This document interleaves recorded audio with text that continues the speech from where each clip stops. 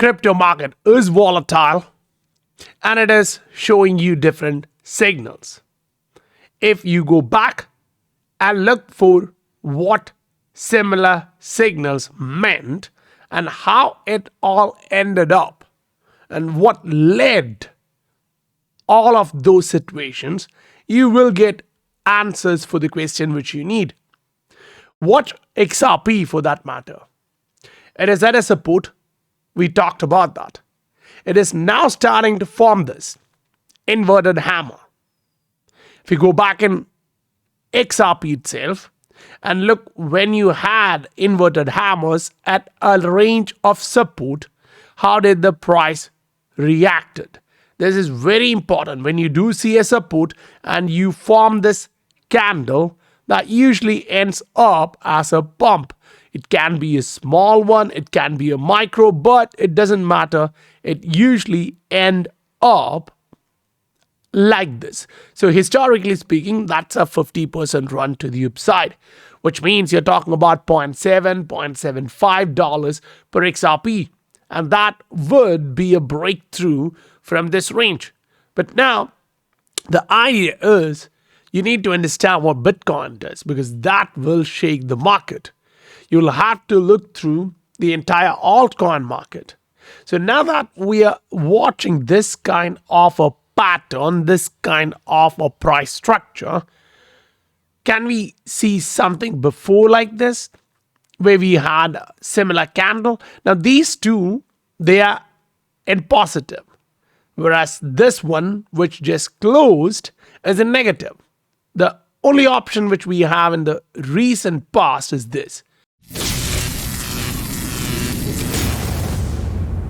Welcome to the Scientific Investor family, where the normal retail guys get to learn how to become the next top 10% of this world. Right now, what you're watching is the Bitcoin thought process. We shared before, and the argument was, yeah, we're going to come test this range, which is close to 64, and that's a resistance. Last two times we did almost similar moves, the price slowed down. Now we're watching that we hit that resistance. We're kind of slowing down. We just touched that range and it started moving back. So here you need to think about this.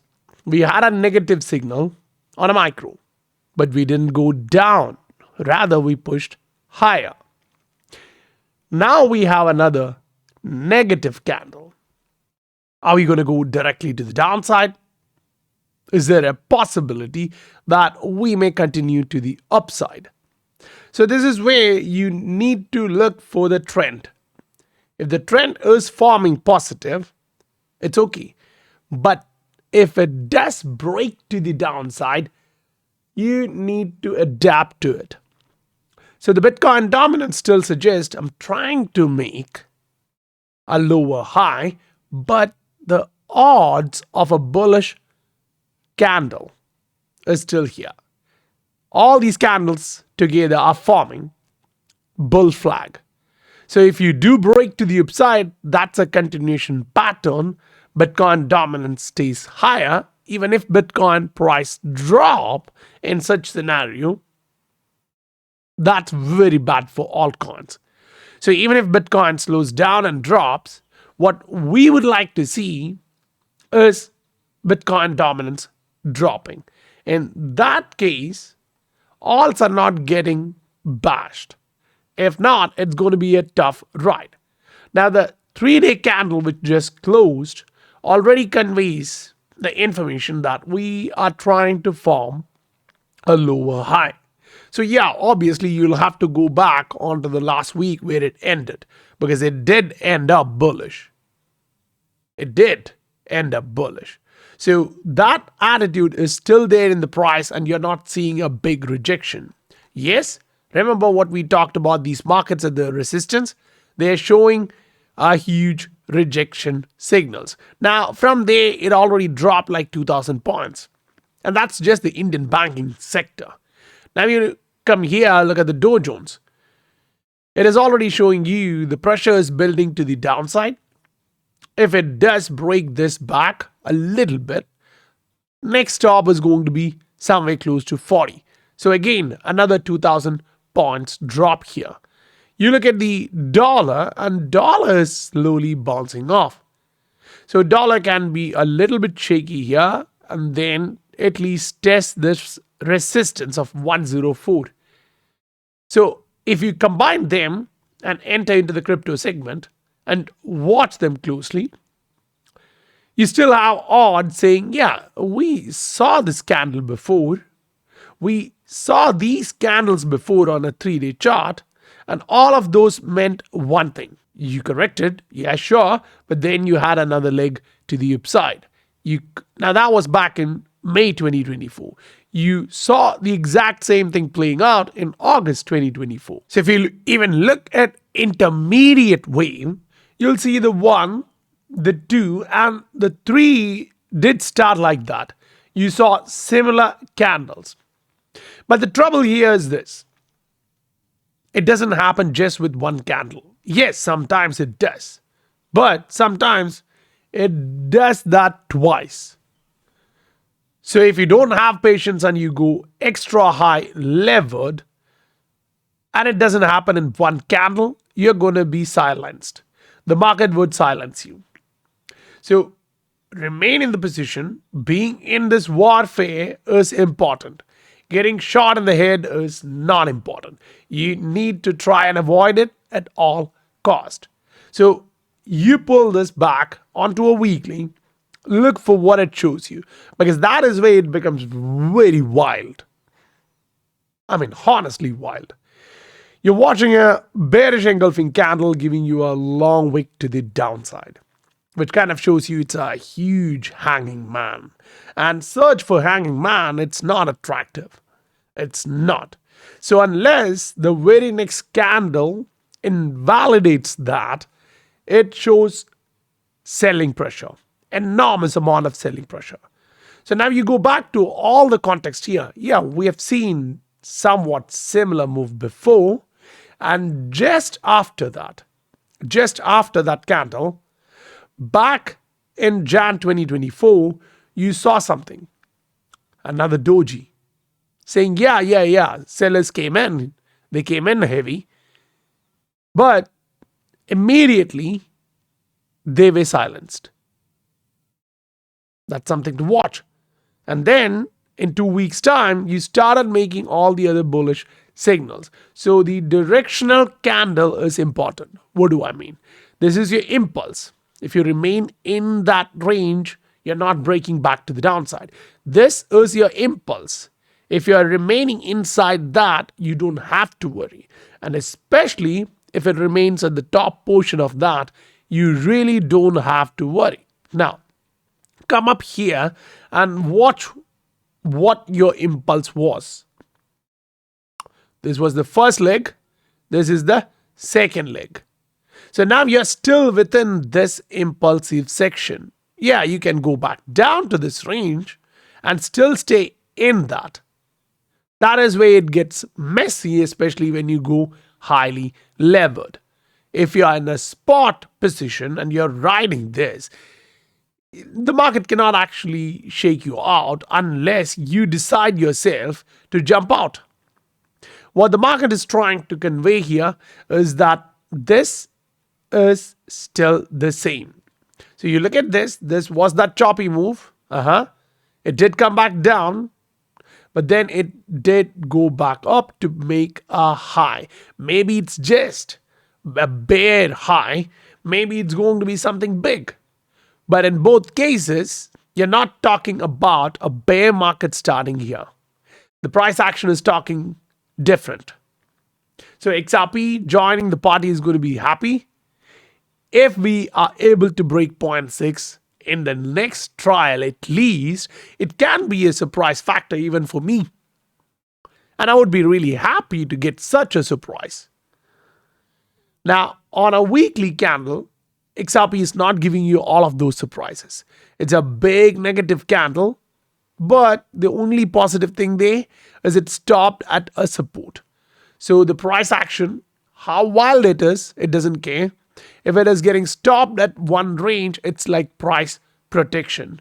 Someone is buying at those range. They want the demand and supply to cease at that point and be neutral. That's pure manipulation. There is no doubt. It's not free market. But again, we're not literally living in a free market world. It is controlled by the corporates, the whales, and everyone else who have a ton of money. So now we come back into the Bitcoin space and compare it with the total two. We didn't break to the upside. We're trying to, but as of now, we have not done that. If you go look at the total three, yes, we did. Now we are slowly retesting that. We want to bounce off, but it can be choppy here before it does. Look at the last time when it did the exact same thing. You broke higher, retested the moving average and the trend line resistance. The result was same. So the macro is your guide, or it should be your guide, because people usually confuse the MACD with all this. MACD crosses higher, oh, the price is not going up. The MACD crossed to the downside, the price didn't drop like nuts. And I'm like, yeah, but that was the support. Your first anticipated move there is all that. You're not looking for a huge candle to the downside if you have a strong support in between. Now, take the exact same thing I said and go look at what the supports are. Yeah, when you zoom in, it's not that strong support, but you do have support structures forming. Now, say you're a trend line guy. Your thought process is a little bit different. Your micro trend is broken. Your medium term trend is still valid. So, yes, you slowed down. So, the impulse after this is not going to be big as you think. It can be somewhat something like this, not that too big. But that is all that you need to ensure and confirm and reaffirm that this trend is just starting. So when the market is choppy, don't just follow the micro movements. Also understand how well that micro falls into the macro picture, because otherwise you would be confused as hell. Because one candle is showing you it's a hanging man, which means I'm going down. The very next candle is showing you I'm trying to do an inverted hammer, which says I want to go up. So this is why I say, remember, these candle structures formed evening star, but it did not break the support. What happened? The price stayed there. So yes, it was negative, but we didn't break to the downside. So you are still inside this range waiting for a breakout. Patience is going to be hard. Discipline is going to be tough. But remember, you can follow this easily. How? Find a segment of the market which is trending. How do you find that? You just use a Heikin-Ashi, go through all the assets you want and see when it turns green. Maybe it's turning green in the 3-day chart or the weekly, but your horizon should be bigger. And you go on a daily and it says, no, yeah, last 3 candles, they were green, but now I'm in red. So maybe this guy is going to go and close to the downside by tomorrow daily close. Maybe it's going to go up and close. But here your bet is just this. Keep this simple.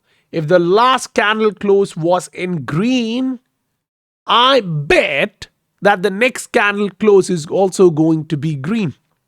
You can be wrong at times, but when you are wrong, you take it. You move out. Whether you are a daily guy, whether you are a 3-day guy, you take it and step out.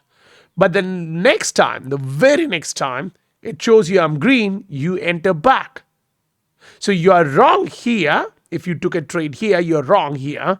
But the next one, you made it back with some profits. So follow this route and it is going to make things very easy for you if you are in the trading side of the equation. And if you want to actually look at the assets, crypto coins, which are now showing you green on a daily, green on a 3-day, and obviously becoming opportunities, you have to be in the scientific investor family, where 1,200 plus members are readily taking benefits of all these charts plus the opportunities I see, the assets following momentum, everything comes there. And with the one-on-one sessions, you get added benefit. We go through different assets in your portfolio to see if that's trending, if that's positive or negative as a red flag. Because at that point, you need to rebalance. And to make sure, the macro move I understand is coming. The weekly does suggest I'm in a macro move. And to ride that, you need to be positioned correctly. And that's where things get messy and interesting at the same time. So to make that fun and to ride it, SI Family is there. So guys, if you received value, smash that like button. And if you want to participate in this, use the link in the description below. I'll meet you guys on next video. Bye for now.